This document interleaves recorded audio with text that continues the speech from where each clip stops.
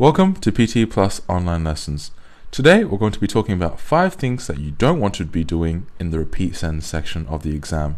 Because most of you will have already watched the videos earlier about repeat sentence, you should be familiar with what sort of technique we should be using in repeat sentence and what constitutes a good score for us in repeat sentence. So today we're going to be sort of summarizing what we've talked about already, and we're going to be listing them into 5 separate things that you don't want to be doing in the repeat sentence section. So first of all, trying to remember the sentence word by word. This is perhaps the biggest fatal mistake that a lot of students end up doing, is when they try to remember things word for word. Take this for example, if you were to remember a phone number, if you remember it like this, 0411378632. Obviously it'd be a lot harder for us to remember as opposed to chunking it up like 0411789621, which is a lot easier for our brain to process. So try not to remember the sentence word by word. I used numbers earlier to illustrate the point. Now let me use this sentence. If I were to say something like, I played some basketball with a whole bunch of friends from high school at a stadium which is not far from home. It is about 5 minutes walk. That would be extremely difficult for us to remember, right? What about this if we were to chunk it up like that? When we break the text up like this, it's a lot easier for us to remember because it's more meaningful for us. For example, in the first chunk we'd have, I play some basketball. Second chunk, with a whole bunch of friends from high school. Third chunk, at a stadium. Fourth chunk, which is not far away from my home. And last chunk, it is about 5 minutes walk. So because we're breaking it up like this, we're not remembering it word by word. Instead, what we're doing is we're remembering the content. And then we're able to sort of reorganize the content in our own mind and come up with something that's more similar to this. Although it's not word for word correct, it's got most of the words in the right order, and most importantly, it's got them in the right sort of phrases in the right order. Remember, the PT isn't testing your ability to repeat it word for word. Instead, it's testing your ability to relay the information. So for example, you might say here, oh, I played some basketball with some friends from high school at somewhere where I don't really remember. It's not far from somewhere, and it's about, say, well, how many minutes walk? And your ability to then relay that naturally into something like this. I played some basketball with some friends from high school at a place which is not far from somewhere. It is about some minutes walk. So in that case, you sound quite natural, right? It sounds like you're actually able to understand the content and relay it in a way which is meaningful to you, with most of the words in the right position. And that's essentially what the PT is looking for. It's looking for your ability to understand and relay the information in a natural way without memorizing it word for word, which is quite impossible for most of us to do. The second most common mistake that a lot of us make is only repeating half the sentence. Now, what does this mean? Let's look at it through an example. So here we've got a sentence. I think we should get together over the weekend to discuss this assignment. 3, 2, 1. I think we should get together. Okay, so that's it. So in terms of evaluating that as a response, it's actually sort of quite disastrous, right? I've only got the first part of it. And even if I were to provide the end part of it, which is to discuss this assignment, it would still constitute a poor response. So the problem we're facing here, first of all, from a content perspective, is that if you were to get just one word wrong, or if you were just to pick a shorter phrase, you might not get that 2 marks which you need for content. You might have less than 50% of the words. So that's the first problem. The second problem we face is that because it's so short, we're not really sort of applying our fluency techniques and our correct stress in phrases and in words. So we don't have a lot of the fluency and pronunciation techniques in which we need because it's so short. So those are the 2 issues that we risk if we just sort of repeat half the sentence. So remember, the correct method in doing this is instead we should be drawing lines for different phrases. We should be listening to it phrase by phrase. So have a look at how I've decided to separate into phrases and what sort of rhythm that I'm picking for this. I think we should get together over the weekend to discuss this assignment. So we can hear that in the first part, I think we should get together over the weekend to discuss this assignment. And even if we were not to remember all of it, something about think, get together, maybe here we have weekend, and then here we have discussed this assignment, which is quite commonly heard, so it'd be easier for us to remember. Overall, our answer would look a bit like this. something think together over the weekend to discuss this assignment. In that case, that would constitute a good answer because we've got the basics of fluency where we have connected reading, and we've also got good pronunciation in there, as well as we got most of the words, so we get a good content score. So it's important to remember when you're listening for this, don't try to understand and remember every single word in a phrase, but instead try to listen out for individual phrases and try to remember what you can from the phrases. Don't focus on what you don't know, but instead focus on what you do actually know. So for example, in this first phrase, if the only thing I can remember is think together, then just say think together. Don't emphasize the things you don't know and don't skip over the whole phrase. So just say something think together over the weekend to discuss this assignment. Run to what you do know and don't focus on what you don't know. If you were to enter the test only having the mentality where you should only remember half the sentence, the beginning half or the end half, then you're obviously going to end up with a low score. So remember, listen to phrases and pick out information from each individual phrase and not just one part of it. Okay. The next common mistake that a lot of students face is when they speak with no stress and intonation. So this error is actually quite commonly seen across every single category of the PTE speaking section, especially with read aloud. A lot of students will just sort of over focus on the content, on the words, and they'll just ignore the fact that we have to have stress and intonation for our pronunciation. So take this sentence for an example. A lot of students will just try to put all their concentration into remembering it word for word and trying to get all that content mark. So they'll say something like, I think we should get together over the weekend to discuss this assignment. And notice how when I speak like that, there's almost no discernible stress intonation. Every single word is either equal or just comes in whatever order that I remember it, which obviously is not ideal for us. So remember, the PTE exam is testing our ability to see whether or not we can sort of recall and remember the correct stress intonation of the original production.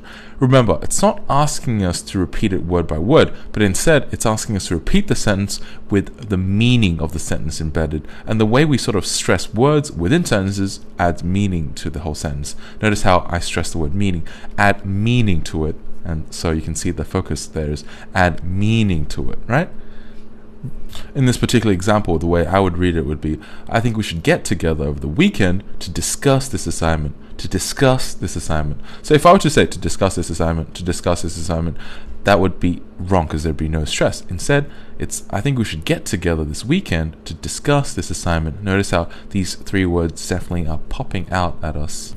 So it's only by doing this can we sort of approach that 4 for pronunciation in terms of having reasonable stress. And of course, if we're doing it perfectly, if we're mirroring what the original production is exactly, then we can get 5 for pronunciation, where stress is fully appropriate.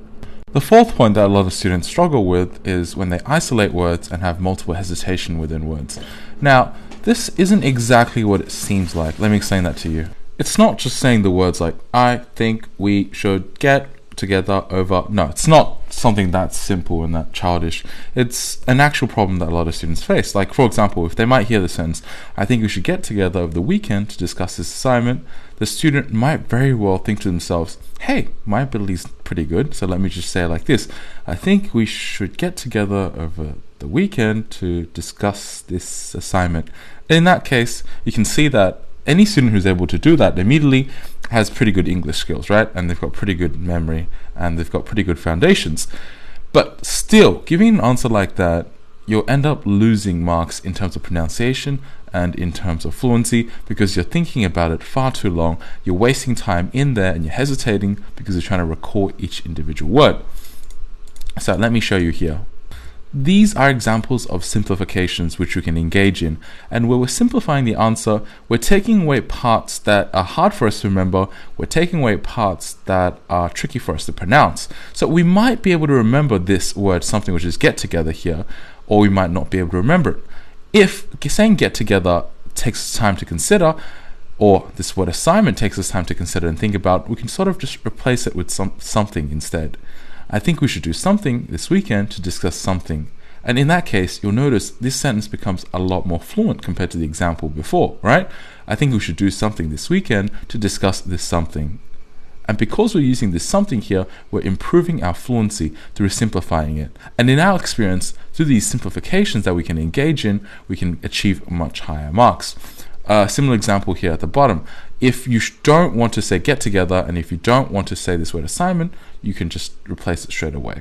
I think we should do something this weekend to something this assignment, and in this case we're changing to discuss with the word something. So whatever you're unfamiliar with and whatever's uncomfortable for you to be saying, immediately change it to something in your mind.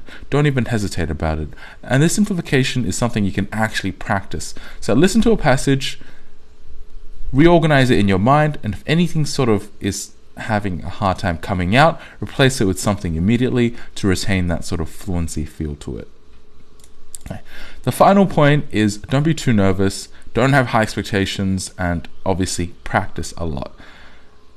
The trick to the PTE exam, especially when it comes to repeat sentence, is twofold. First of all, you obviously have to understand the techniques. You have to understand what the exam is looking for. That's one part of it. The second part is controlling your own mentality. It's controlling how your own feelings are. At times, it can get so bad that for some students, it's actually better off for them not knowing anything about the PTE exam than knowing how much the repeat sentence is worth in terms of marks and then going into it and doing poorly.